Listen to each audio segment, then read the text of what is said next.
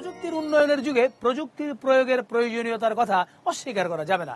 সুযোগ পেলেই টুক করে ফেসবুকে ঢুকে পড়েন অনেকেই। প্রযুক্তির অন্তর্ভুক্তিতে মুক্তির পথ খুঁজতে গিয়ে অবস্থা বুঝে ব্যবস্থা কিংবা ব্যবস্থা নেবার অবস্থা সবার এক নয়।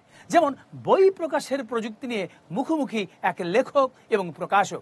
দেখা যাক লেখকের উক্তি কি আর প্রকাশকেরই বা যুক্তি কি। স্যার, আমরা আপনার একটা বই প্রকাশ করতে চাই। আপনি যেদিন পাণ্ডুলিপি দেবেন তার ৩-৪ দিনের মধ্যেই বইটা বেরিয়ে যাবে। সবচেয়ে বড় কথা স্যার, আমরা যেভাবে আপনার বইটি প্রকাশ করব তাতে করে সারা পৃথিবীর মানুষ একই সময়ে আপনার বইটি পড়তে পারবে। আস্তে আস্তে বল, আমরা তো তোমাদের মতো অত ফাস্ট না, বুঝতে অসুবিধা হয়।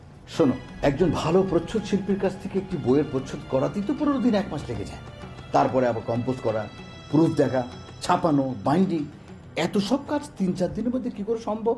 আমাদের বইতে তো স্যার কোনো ফিজিক্যাল ক্যারেক্টার থাকবে না স্যার। মানে? এটা ভার্চুয়াল মাধ্যমে বের হবে স্যার, অনলাইনে। প্রচ্ছদ, প্রিন্টিং, বাইন্ডিং কোনো কিছু লাগবে না স্যার। বুঝতে পেরেছি, কিন্তু একটা ছাপানো বই বাইন্ডিং হয়ে যখন হাতে আসে তার যে আনন্দ, আবেগ, সেটা পাবো কোথায়? স্যার, এই ডিজিটাল যুগে এখন আর কেউ আবেগের কথা চিন্তা করে না, চিন্তা করে বেগের কথা। তারা দেখে কত দ্রুত তথ্য আদান প্রদান করা হচ্ছে। তাছাড়া স্যার, ছাপানো বই তো আপনি একসঙ্গে বেশি বহন করতে পারবেন না স্যার। কিন্তু আমাদের পদ্ধতিতে ছোট্ট একটি পেন ড্রাইভে করে পকেটে ভরে কয়েক শত বই আপনি যে কোনো সময় যে কোনো স্থানে নিয়ে যেতে পারবেন স্যার। এখন আর কাউকে শহরের মোড়ে মোড়ে কিংবা গ্রামে গঞ্জে বাসে, ট্রাকে, ভ্যানে করে বইগুলো বহন করে নিয়ে যেতে হবে না স্যার। যে কেউ চাইবা মাত্র আপনার বইটি পড়তে পারবে। কিন্তু তোমরা ওই স্লোগানটা জানো তো, বই হচ্ছে দুটি মলাটে আবদ্ধ জ্ঞানের আলো, সেই স্লোগানটি কি তোমরা চেঞ্জ করে দিবে?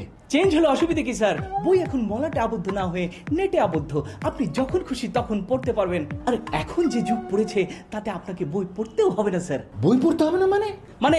আপনি বই পড়বেন না, অন্য পড়ে দিবে, আপনি শুনবেন। ইন্টারনেটে ঢুকে জায়গা মতো ক্লিক করলেই আপনি বই পড়া শুনতে পারবেন। কিন্তু নিজে পড়া আর অন্য পড়া কি এক হলো? আপনার ইচ্ছে হলে পড়বেন, কিন্তু এত কষ্ট করার দরকার কি স্যার? অন্য পড়ার সুবিধা হলো যে লোকটি পড়তে জানে না সেও আপনার বইটি সম্পর্কে জানতে পারবে। সব বুঝলাম, কিন্তু একটি ছাপানো বইয়ের যে গন্ধ আর যে পড়ার যে আনন্দ তা তোমরা দিতেও পারবে না, আর এর মর্মও তোমরা বুঝবে না।